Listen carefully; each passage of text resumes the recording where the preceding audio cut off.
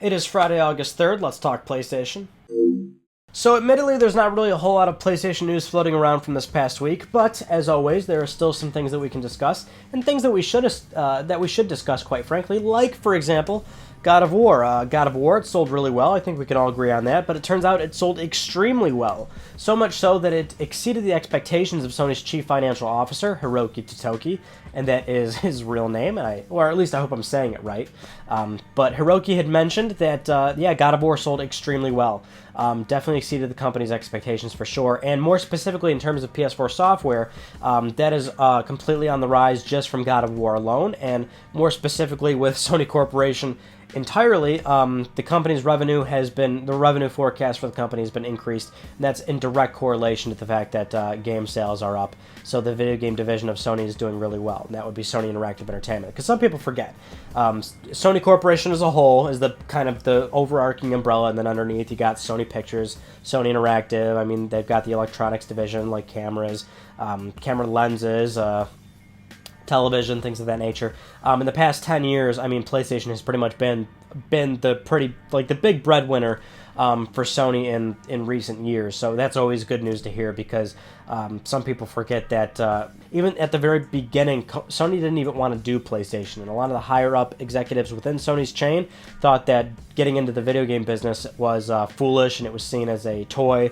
And boy, how the times have changed. But while we're on the topic of sales and things like that, it's worth noting that Sony also recently revealed that PlayStation 4 shipments have reached 82.2 million systems worldwide. It's pretty much right up on the lifetime sales of PlayStation 3 at this point. PS3 topped off around 83 million some odd units, give or take a few 100,000, but it was around 83 million, probably closer to 84 million at this point, because technically Sony's still shipping and manufacturing PS3 in certain territories, so not that it's really making much of an impact, but PS4 is topped off around 84 million units, so it's not going to be long now, maybe in the next month or two. I mean, because 82.2 million shipped isn't necessarily sold units yet, but they more than likely will be, so give it 2-3 months from now, and PS4 will finally surpass PlayStation 3, unsurprisingly so. We still got another 2 years until possibly PlayStation 5 launches, and PS4 will still be somewhat relevant on the market well after PS5 launches, so the system is certainly poised to reach around 100 million systems. But in terms of other things with Sony financials, it was also revealed that PlayStation Plus subscribers are down. They lost about 300,000 subscribers. That's millions of dollars, but still kind of a somewhat minute amount of subscribers, because we're looking at 34 million subscribers, and so that's down to about 39 million right now, at the very peak of right underneath 39 million, and they're attributing that to the fact that it's kind of a slow summer right now, not really a lot of big blockbuster games coming out, so a lot of people aren't really renewing their subscriptions. But in terms of also, if we look at year over year, PS4 sales are technically down. We had mentioned this, who knows how long, maybe 4 or 5 months ago, but it was kind of a Let's Talk PlayStation about how PS4 sales have essentially peaked.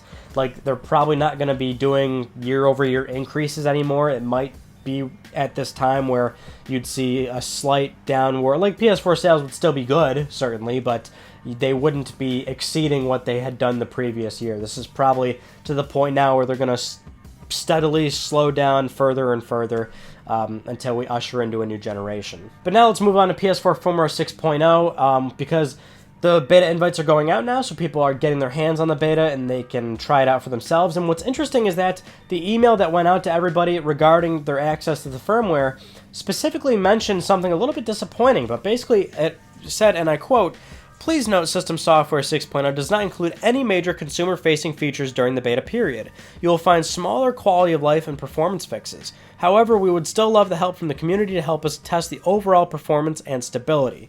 So basically, nothing super major. No headlining features, nothing that you'd see in a PlayStation blog post where it talks about how cool, this big, firmware update is. And that's surprising considering this is 6.0. This is a major incremental number increase, which typically always comes with major features. Quality of life updates you would typically expect the 0.5 mark, or even smaller updates in between that. I mean, typically, between 0.5 and major 1.0 updates, you would get bug fixes, performance fixes. We always talk about those, how it says slightly improved software stability.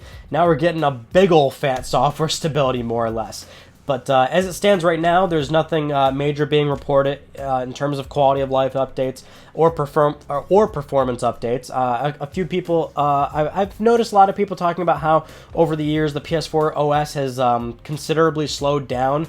And I guess it's one of those things where maybe you wouldn't realize it until you sort of think about it, because over a 4 or 5 year period you wouldn't notice it because it's over 4 or 5 years. But if you had an unboxed firmware 1.0 PS4 compared to a 5.5 firmware one right now, you'd probably notice that the performance is pretty lacking.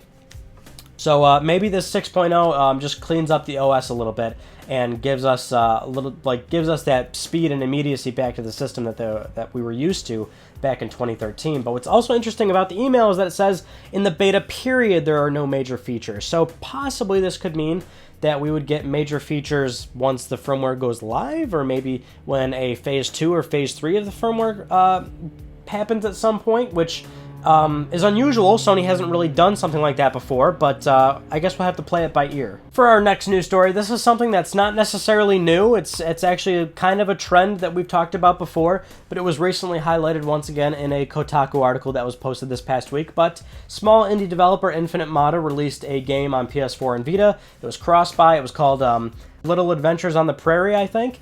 And if you're looking at it, you know, it's not good. It looks like a very bad game. The game has easy trophies, and the game was specifically released with easy trophies. I mean, the game itself was made purely to be released with easy trophies to sell a bunch of copies to trophy hunters, and the developer used those funds to work on their next game, because apparently their next game is an RPG. I guess it's taking a lot more time and resources, and more specifically funding and money, and the developer ran into a bit of an issue with money, and they were told by a friend to release a game with easy trophies so that it would sell and they could fund their project. And that is exactly what they did, and now they're actually back on track to fund their next game. Which, it's interesting because the few examples we've had before, like, was I Am Mayo. There's that terrible I Am Mayo game. It gives you a platinum trophy in 10, 20 minutes, if that.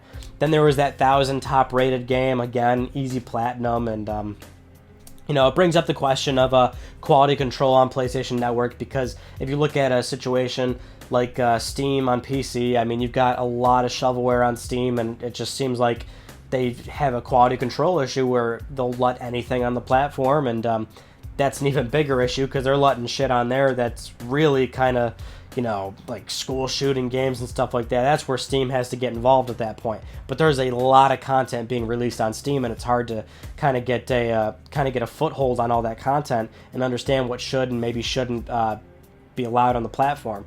Well, it's the same thing with PlayStation Network. It's finally getting to the point now where we're seeing a lot of games released on PSN, and some games are just noticeably bad, and they're willingly bad too.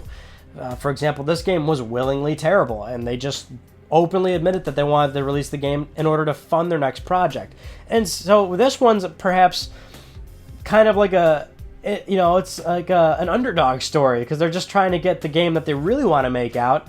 But in order to do that, they have to release this piece of crap so that people buy that, and then they can just, they're not doing this just to make money and then that's it. No, they want that money so they can work on their real passion project that they're working on. So at least for this situation, it's kind of cool that they want to do something with it. But it was even more notable that developers have kind of caught wind of this, because it's surprising how many developers and even publishers, even bigger publishers, don't realize the impact of achievements and trophies, especially on consoles, because there is absolutely a large subset of people that will go out of their way to buy games specifically just for trophies and achievements. And this isn't a situation where it's just a few people, even if you've got 10,000 people, and trust me, there's more than that. If you've got 10,000 people that want to buy a game because it has easy trophies, and you price your game at something as little as $4.99, look at how much money that is. That's not something that you should necessarily ignore.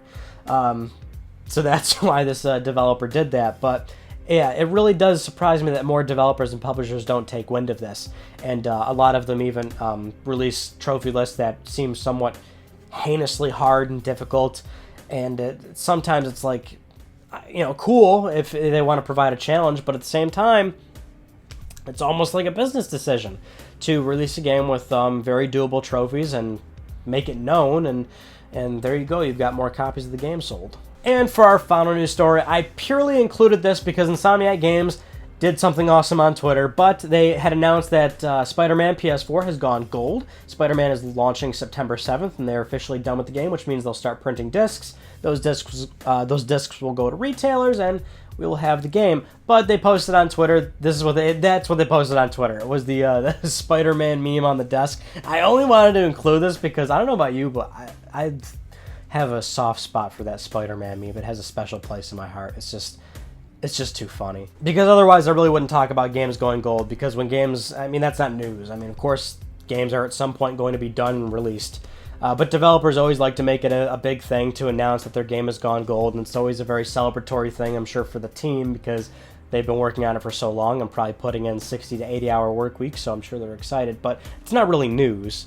But when you've got a Spider-Man meme, all of a sudden it becomes news. But those are some of the news stories that I want to talk about with you guys from this past week. So if you didn't see, we did a Monday video. That is PlayStation 5 rumors, everything that we know so far. Now you might think that that's too early because we're still like 2 years out from next generation, but if you look at the past 3-4 months, there's actually a lot of PlayStation 5 rumors and just next-gen rumors in general, and if we kind of piecemeal them together, we get a good understanding of what we might see in the next 2 years. So if you want to get caught up to speed on all the PS5 rumors, I implore you all to check out that video. But otherwise, that's pretty much all I got for you guys for this week. So that concludes this week's episode of Let's Talk PlayStation. I'm Ryan Benecki. Thank you all so much for talking with me, and I will see you guys next Friday.